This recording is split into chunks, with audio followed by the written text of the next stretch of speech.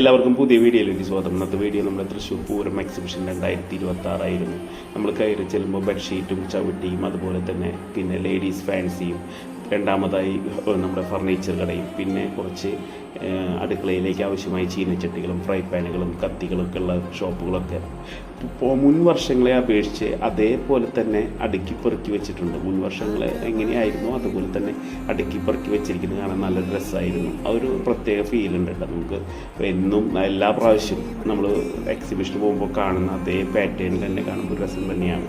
പിന്നെ നമ്മളൊരു ഒന്നര സമയത്തോടു കൂടി പോയ കാരണം വലിയ ചൂടൊന്നും അനുഭവപ്പെട്ടില്ല.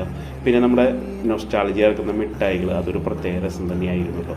മുൻ വർഷങ്ങളെ അപേക്ഷിച്ച് സ്റ്റാളുകൾ കുറവുള്ളതുപോലെ തോന്നി. എനിക്കറിയില്ല എന്താണ് സംഭവിച്ചിരിക്കുന്നതെന്ന്. അപ്പോൾ ഇത്രയൊക്കെയാണ് നമ്മുടെ തൃശ്ശൂർ പൂരം എക്സിബിഷൻ. നമ്മൾ 1 മിനിറ്റിൽ ഒതുക്കി. അപ്പോൾ വീണ്ടും പുതിയ വീഡിയോ ആയിട്ട് കാണാം. അപ്പോൾ നിങ്ങൾ കണ്ടിട്ടില്ലെങ്കിൽ പോയി കണ്ടോളൂ കേട്ടോ.